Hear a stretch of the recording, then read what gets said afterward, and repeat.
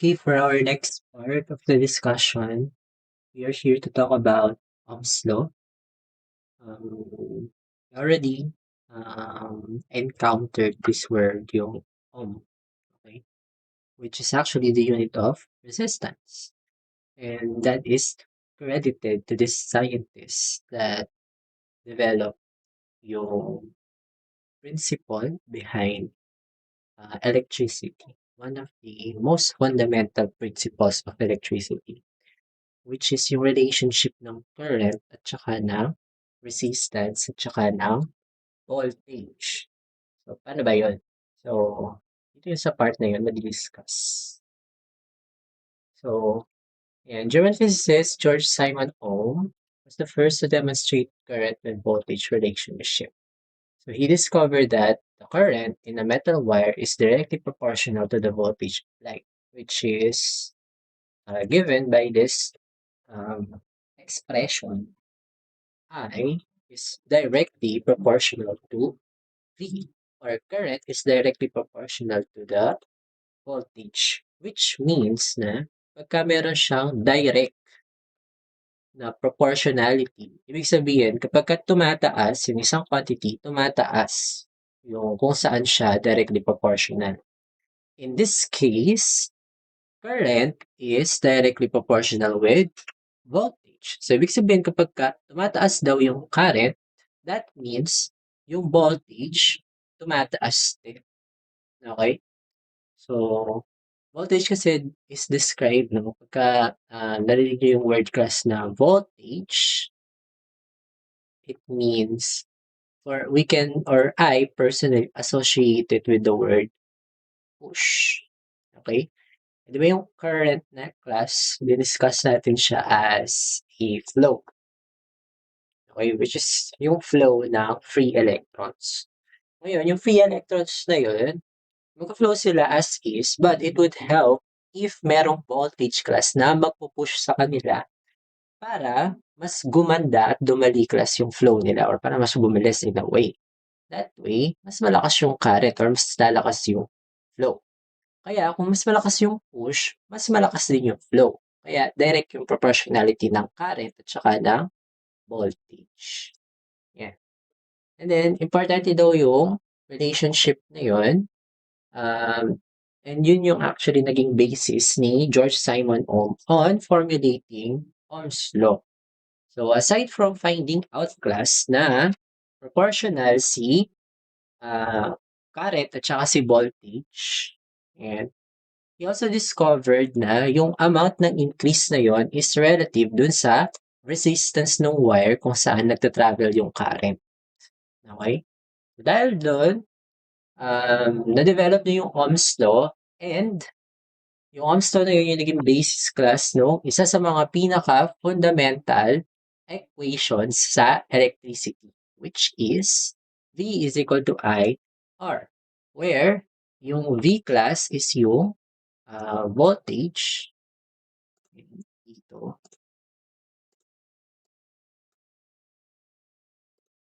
where V is yung voltage natin,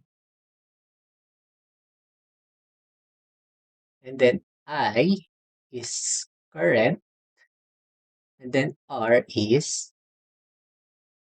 resistance. Okay?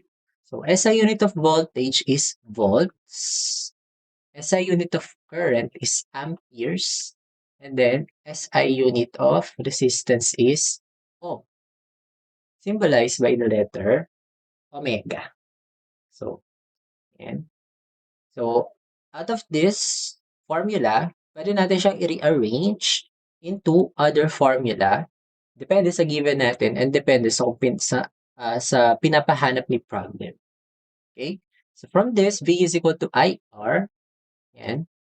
I can divide both sides by R, and I will be left with a formula for current, which is I is equal to V over R. Yan. And then, if I go back to the original equation and divide both sides by I naman, I could have a formula for R. R is equal to V over I. So, ako, yan, Personally, isa lang yung mine-memorize kong formula, VIR. VIR. Very easy naman to remember, di ba? VIR. And then, from there, magma-math na lang ako, di ba? Di-divide ko na lang both sides by either I or R, depende sa hinahanap ni problem.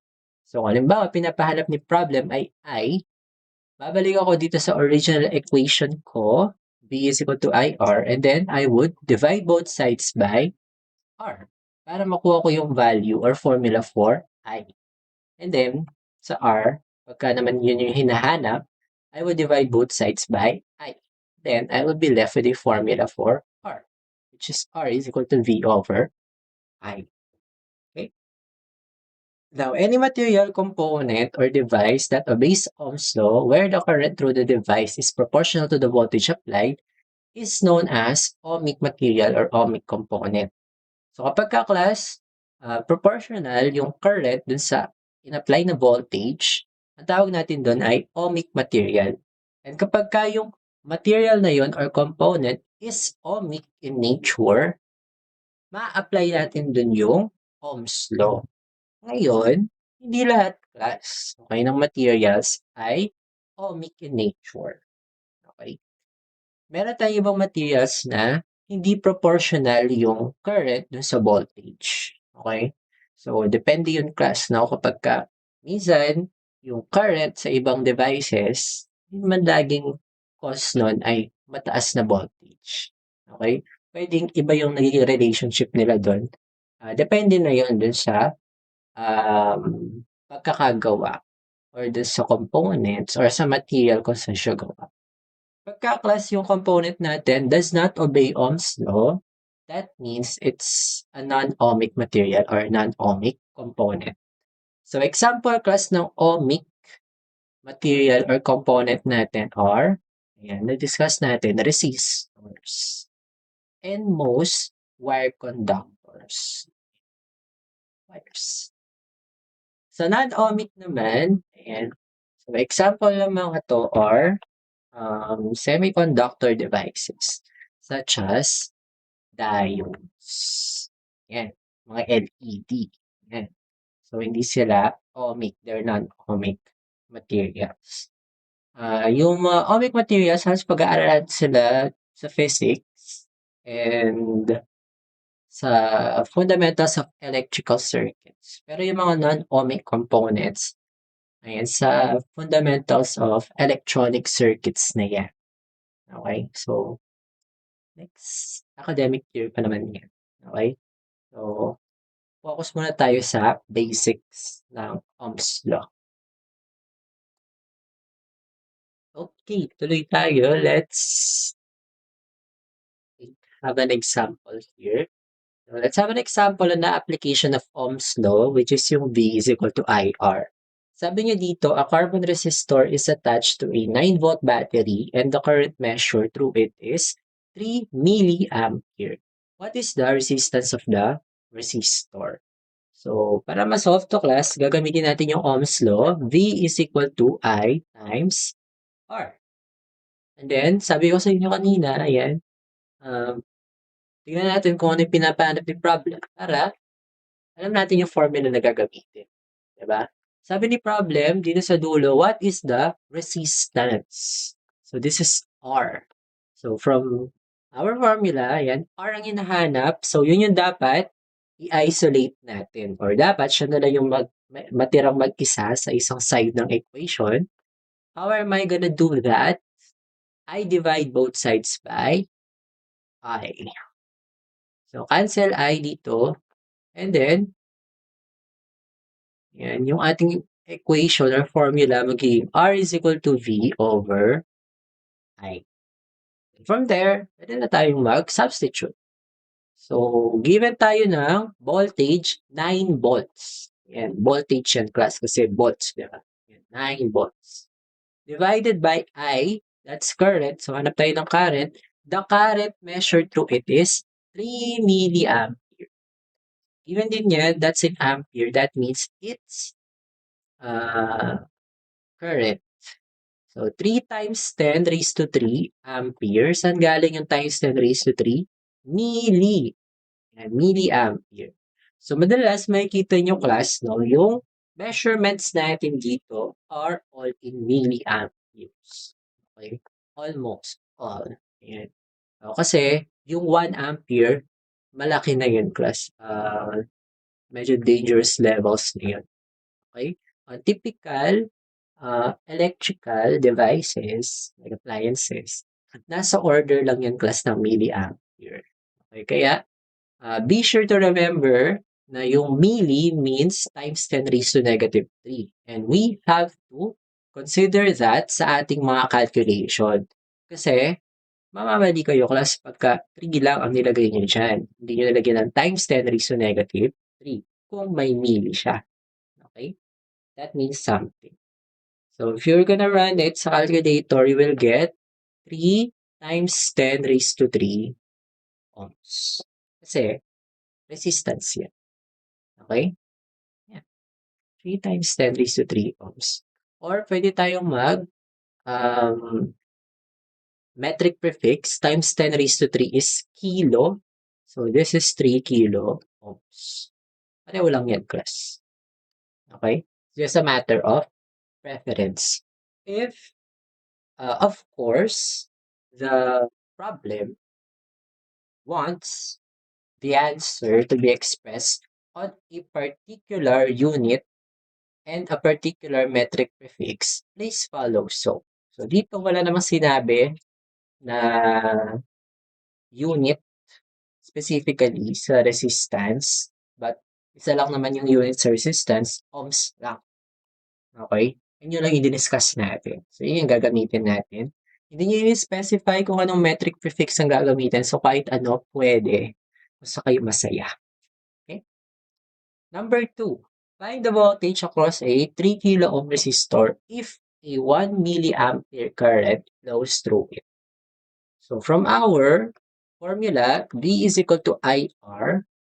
Wala na akong iibahin dito kasi pinapahanap ni problem ay voltage.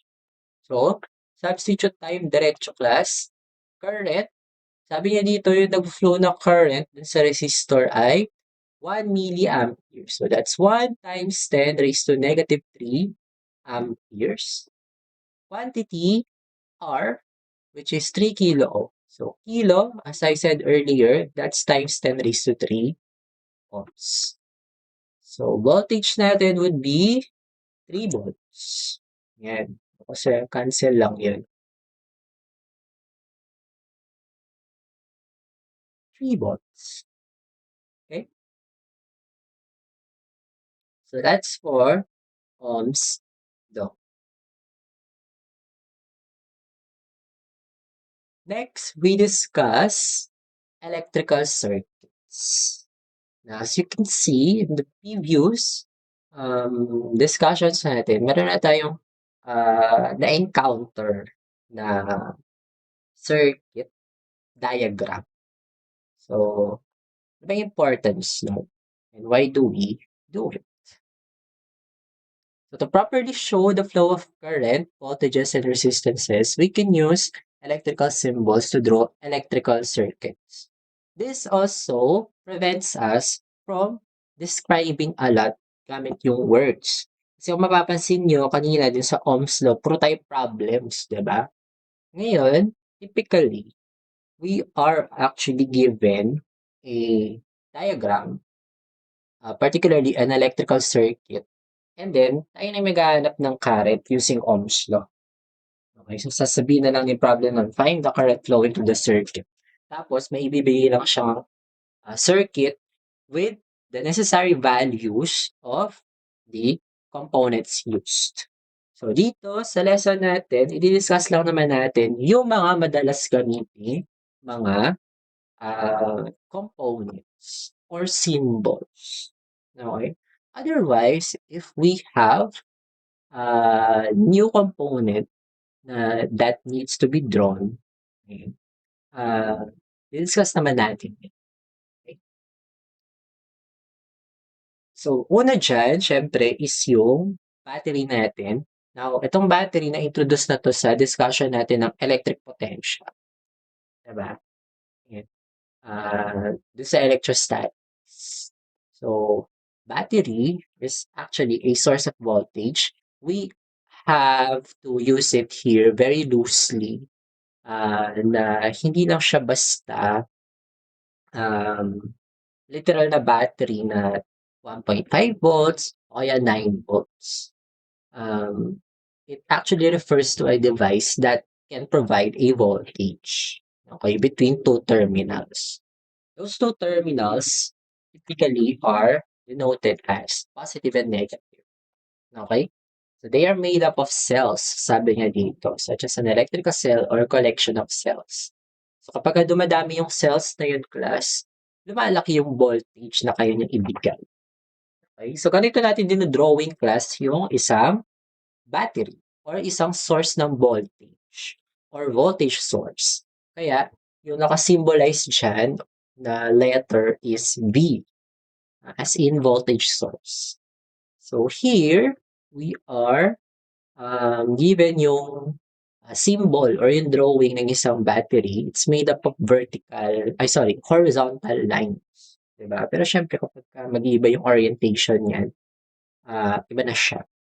But as you can see here, yung drawing niya is made up of long and short lines. Diba? So, tandaan ninyo, yung longer lines na to na horizontal, itong dalawang to. So, ito, long line. That denotes a positive terminal or positive cell. Okay, so ibig sabihin itong nasa taas, ito, nakadikit siya sa pinakamahaba, ito yung positive terminal. Okay, so pagka longer line. Pagka shorter line, yun yung negative terminal. That means, itong nasa kabilang dulo ng battery natin, yun yung negative terminal. Okay?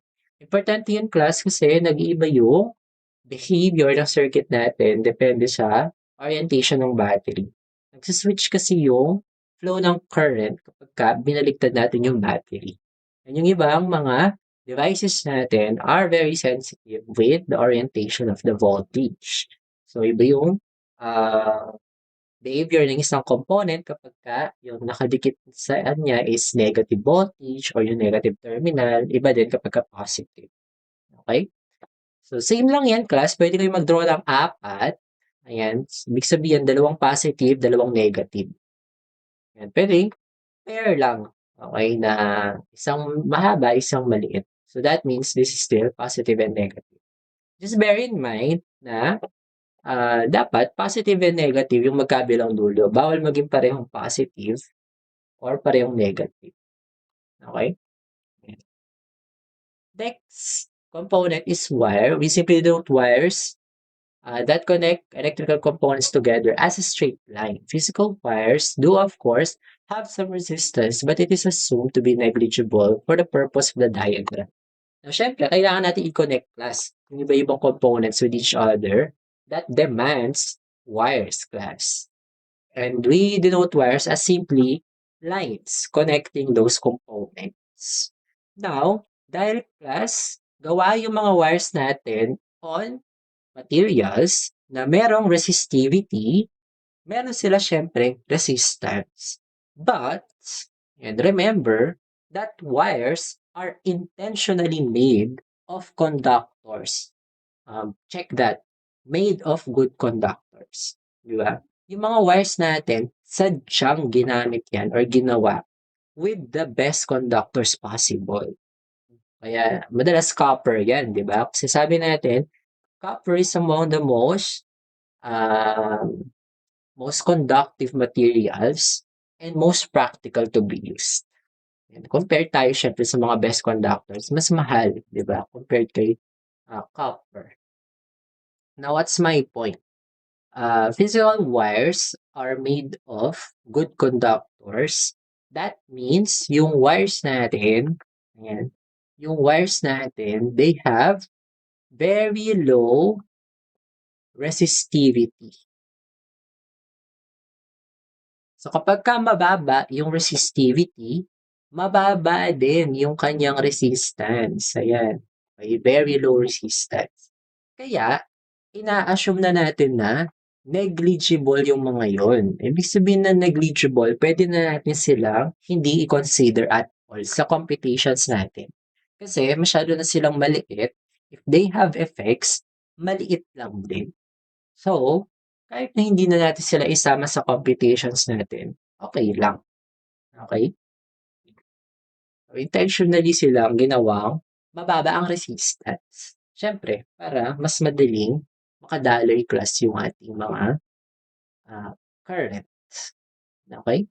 So, drawing electrical circuits. So, we are introduced with two, actually at this point, three na, di ba? So, meron tayong battery, yan, battery, tapos wire, tapos yung resistor natin. So, itong tatlo lang naman yung gagamitin natin for this discussion. So, how are we going to draw electrical circuits? For current to flow through a resistor, a potential difference must be established across a resistor. Okay? Yan.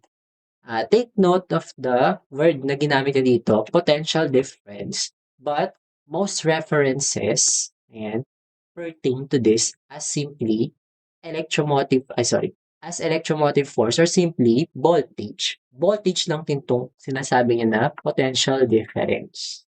Okay? So, paano siya nagiging difference? Kasi ini-establish natin siya across a resistor. That means we are putting two different potentials, isang positive at saka isang negative. And those voltages add up or actually difference yung nakukuha natin, diba? Yan, kasi negative yung isa. Yan. So that's yung pinaka-proper way of actually saying it is electromotive force. O, diba? Kasi sabi ko sa inyo kanina, yung voltage, ayan, yung word na ginagamit ko doon is push. Ayan, kasi electromotive force or EMF din yun. But most people use voltage for simplicity purposes. Okay? At least one component must be a source of voltage para class magkaroon tayo ng flow of current sa isang circuit. Remember, current depends on voltage. So kung wala tayong source ng voltage, wala din tayong current. And I made that assumption based on Ohm's law. So sabi ni Ohm's law, I is equal to V over R.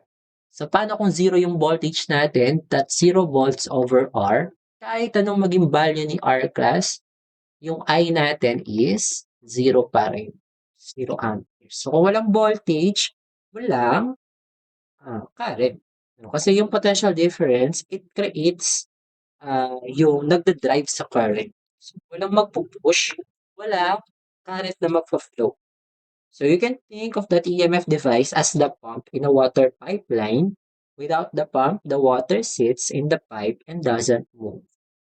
Okay? So, famous analogy yun class sa electricity to show your relationship ng voltage at saka current. So, over the internet.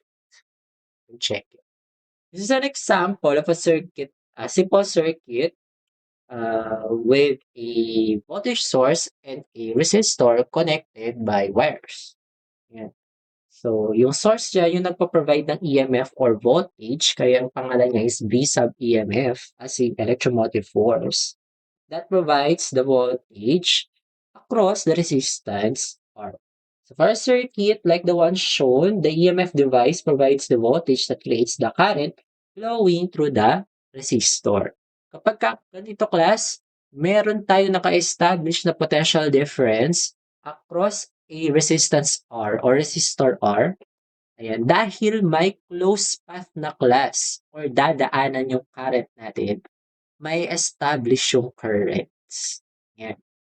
So, yung I natin mag-flow, conventional current, so manggagaling sa positive terminal, dadaan sa wire, papunta sa isang paa ni resistor, and then pagdadaanan niya itong resistance na to, up until makalabas siya class, yan, and then I pa rin yan, pabalik class dito sa negative terminal ng battery. Okay, tuloy-tuloy yan class. Hanggang siya. Okay? Paano natin masasolve yung I? And if you wonder, syempre, gagamitin natin dyan yung Ohm's law natin, I is equal to V over R. Kasi class, pagka binigay sa atin yung circuit na to, dapat at least two of these quantities must be given para makuha natin yung isang value. So for example, pinapahanap si current I. dapat given si voltage tsaka si resistance para ma-solve natin siya. Kung hinahanap yung R, dapat given yung V and I. If hinahanap si V, dapat given si I and R. That way, we can solve for our quantities. Okay? Next, we'll tayo sa last topic, which is electric power and energy. Okay. So electrical power is discussed in the same manner as how work is done over a period of time. In a resistor, it is dissipated as heat, and in a light bulb, it is dissipated as heat and light. So itong dissipation na to ng power class is actually a consequence of transformation of energy. Sabi natin, di ba, energy is neither created nor destroyed. It's only transformed from one form to another. So yung nangyayari dito na dissipation ng power as heat or light, depende sa component na ginamit, class, is a cause of how yung electric energy is converted into other forms of energy. Okay? Galing, di ba? Ito, class, yung dahilan kung bakit umiinit yung mga appliances natin and other electrical devices. It's because of power dissipation. Di ba kapag sumobra, class, yung dissipation na to, pwedeng masunog. Actually, um, yung mga components natin.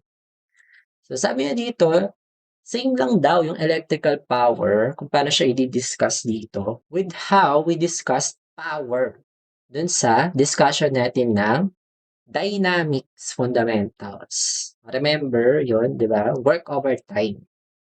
Okay? Or joules per second, which is also watt.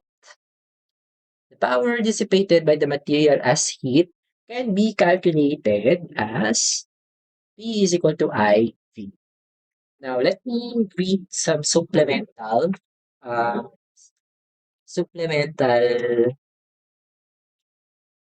concepts here, more on how yung uh, electrical power is made. So sabi niya dito sa lecture, on a microscopic scale, the energy transfer is due to the collisions between the charge and the molecules of the material, which leads to an increase in temperature in the material.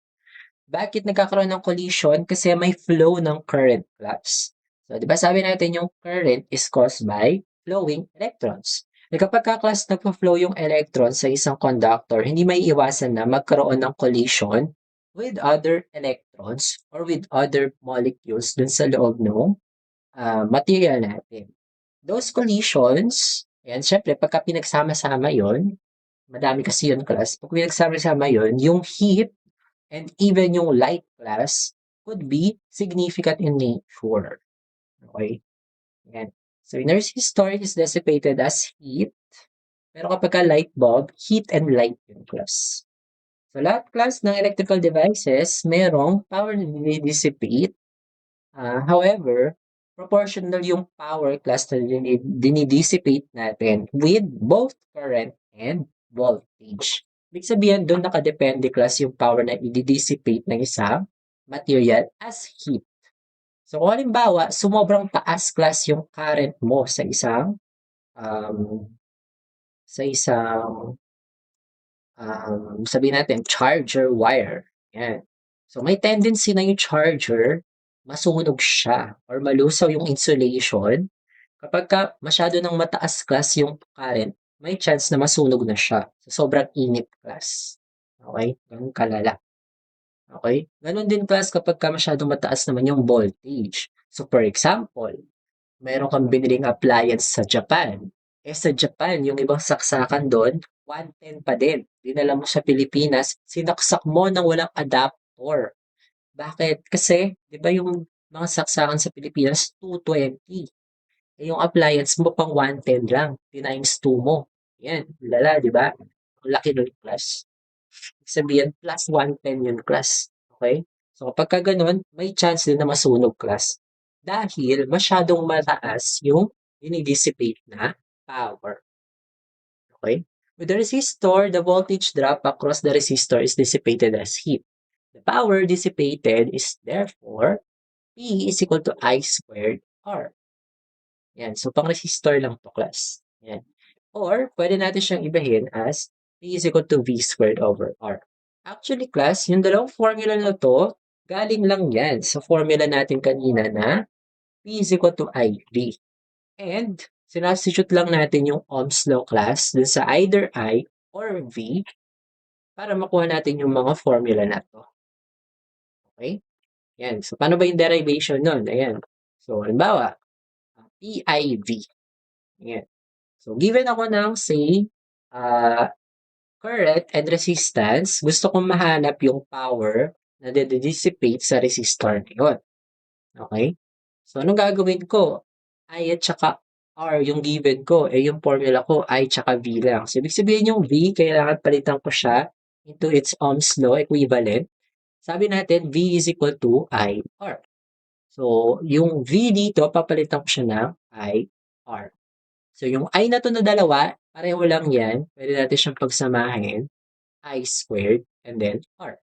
Ito yun. Diba? Pareho lang. And then, pwede din, palitan ko naman, instead of V, I. So, sabi ni Ohm's law, I is equal to V over R. So, that's V over R multiplied by V. Itong V na to, pareho lang yan. So, that's V squared and then over R. Aakyat yun, class. Okay? Multiply yan sa numerator. Kasi, itong V na to, may imaginary 1 na denominator. O, diba? Ito lang yun. Okay, so depende, class, sa given natin sa problem or sa circuit, whatever you do, yan, pwede yung gamitin yung formula na to, tsaka yung isa kanina, which is V is equal to IV. Yan. Let's have some example on electrical power. A DC motor is rated at 20 ampere with a voltage of 115 volts. What is the power used? Ibig sabihin, yan yung DC motor na to is assumed to be running at its maximum rate. Yan. So, ano yung power na nagagamit niya? So, given tayo dito ng current at saka ng voltage, so gagamitin natin is PIV. Okay? Paano ko nalaman na current tsaka voltage? Tignan sa unit, class. Ampere tsaka volts. So that's 20 amperes multiplied by 115 volts. So P natin is equal to 2,300 watts. Remember, power is still watts dito sa ating discussion today.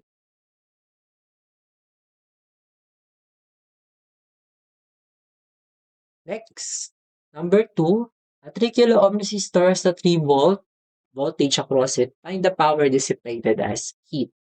So dito, pwede nyo munang gamitin si Ohm's law para mahanap yung current and then use PIV. But, meron ako in-introduce na formula for power using voltage and resistance, which is V squared over R. So substitute, voltage natin is 3.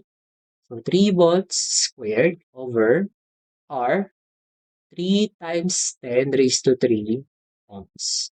Dapat ang makuha nyo dyan na power ay 3 milliwatt or 3 times 10 raised to negative 3 watt. Ay, mali yan. Okay, hindi ko na revise. So, 3 times 10 raised to negative 3 watts. Buti na lang nakita.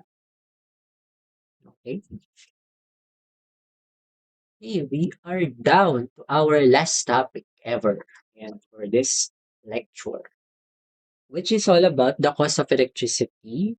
If power is delivered at a constant rate, then the energy can be found by E is equal to P times T, where E, class, is the energy and then yung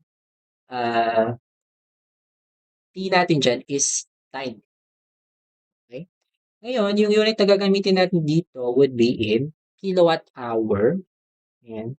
So that means yung power natin is in kilowatt and then yung time natin is in hour. Otherwise, Siyempre, you can just convert it using unit conversion concepts. So remember that 1 kilowatt is equal to 1,000 watts. Okay?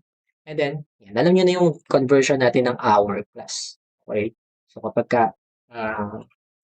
1 hour, 60 minutes, 1 minute, 60 seconds. So, that's basic. Okay? So, dito class, gamitin natin yung ginagamit sa electric bill. Yan, sa electric bills natin, kung mapapansin nyo, yung unit doon is kWh. That's kilowatt hour. And, yung kinokonsume natin doon na electric energy is actually, ah, syempre, hindi naman constant yun. Hindi siya kinakalculate manually like this. Rather, mine-measure siya ng kontador class. Ayan. So, may technique doon ayan, sa pagbasa. Um, okay. So, sabi niya dito, ayan, the energy, ayan, kilowatt hour.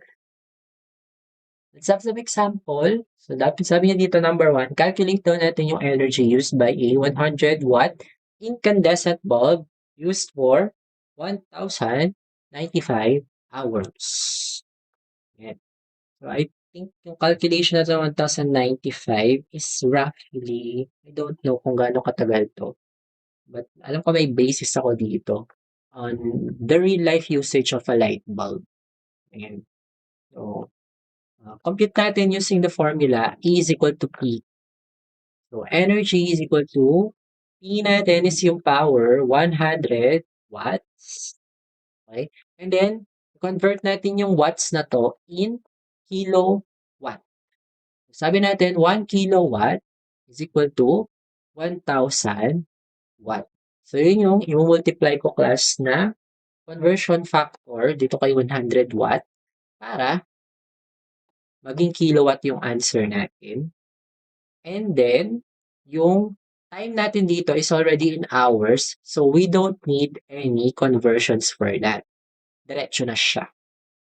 So, maging answer natin would be 100 times 1 divided by 1,000 times 1,095. So, dapat na makuha nyo doon is 109.5 kilowatt hour. Okay?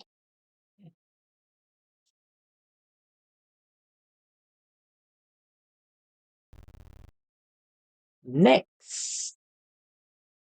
So, calculate naman daw natin yung energy used by a 20 watt LED bulb used for 1,095 hours din. So, same uh, formula lang tayo and process. Ayan, E is equal to P times T. P natin is 20 watts multiplied by 1 kilowatt over 1,000 watt multiplied by 1,095 hours. So, makuha natin dyan, the energy should be 21.98 kilowatt hour. Final answer. Yan. Kung mapapansin nyo, pareho class yung ginamit nating time sa number 1 and number 2. Yung kaibahan lang is yung power consumption. Bakit? Kasi class, magkaibang bulbs yung ginamit niya. Yung isang bulb, yung bulb sa number 1, incandescent bulb, yan class yung mga kulay red or orange yung hue. And then, yung mga LED, yung madalas ginagamit na natin ngayon, yun yung mga malilinaw, yung mga malakas, di ba? Yan. Pero kahit malalakas class yung mga LED, hindi hamak naman na mas mababa yung power na kailangan sa kanila para mag-operate. That is in comparison with incandescent bulbs. Kasi incandescent bulbs class, yung mga unang um, na-develop na light bulbs sa market. Okay? Ang kagandahan dun class actually, yan, konting history lang. Yan. Yung mga unang incandescent bulbs were made to last as in decades. Okay?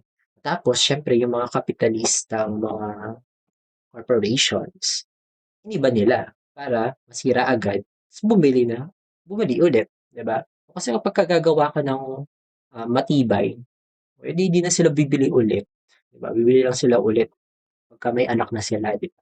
Ayan. O kaya ayan, dahil nasisira agad, 'di ba? Parang parang, ginagawa nilang low quality yung mga incandescent. Luckily, ayan, matibay na yung mga LED ngayon, parang hindi naman, charot, okey. Ayan. Mas preferred niya yung LED nowadays because of its power consumption, low power consumption, and mas maganda pa yung light na nabibigay niya, okey? Pagka incandescent, limited lang sa orange or, orangey na color yung light. Kasi yung incandescent bulbs, gumagamit sila ng copper filament. Hini-heat nila yung copper filament na yun and then, it appears na parang on fire siya or naghi-heat up kasi yun. So, ah, pagka na-reach yung certain temperature, mag-e-emit siya ng light. So, yun yung light, 'di ba?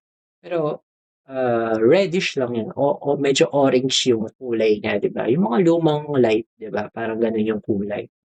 Parang tied na nga rin yun sa nostalgia, 'di ba? Ayan. Pero yung LED, puwede siya kahit anong kulay class, depende dun sa, materials na ginamit mo sa pag-manufacture nung LED. LED means light emitting diode. Okey? So, yung LED na yun puwede nating gawing red, green, blue, and then puwede nating pagsama-samahin yung class to create different colors. Yellow, purple, yan depende sa trip mo class, okey? So, dito meron akong summary of relationships, just showing you class kung paano, natin puwedeng i-apply class yung Ohm's Law dun sa formula natin for the different quantities and parameters that we measure in electricity. Okay?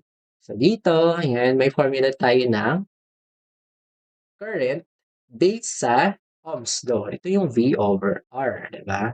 Tapos meron tayo para sa voltage, IR. Para sa uh, resistance, VI. And then the rest are formula that we use. Ayan. Ay, sorry, meron pa pala. Ayan, yung watts natin. Ay, sorry, yung sa power natin, ayan, yung V squared R, I squared R, tsaka VI. And then, pwede natin ding solve si current, voltage, and R or resistance in terms of power. Ayan, so merong P over V para sa current, square root of P over R, V squared over P over I squared, ayan. Pero lahat ng yan class, galing lang sa Ohm's law natin. Okay, galing lang yan sa Ohm's law class. And sa other formula natin. Okay? So, halimbawa, ayan, so yung P natin, di ba sabi natin is equal to I squared R.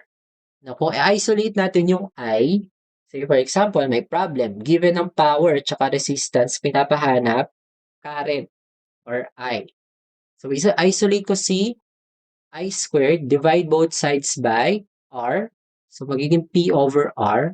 Pero ang kailangan ko lang I, hindi I squared. Tatanggalin ko yung squared by getting the square root of both sides. Cancel. So, magiging I is equal to square root of P over R. Ito na yun. Diba? So, may basis lahat yan, class. And you only need to use basic algebra para mahanap yung particular formula that you will need for these particular quantities. Okay? Yan. So, that ends our discussion. Yan. So, I wish nakarating kayo sa dulo ng video na to, which means na pinanood ninyo yung aking lecture. So, ingat kayo class and take care. I'll see you all when I see you. Goodbye.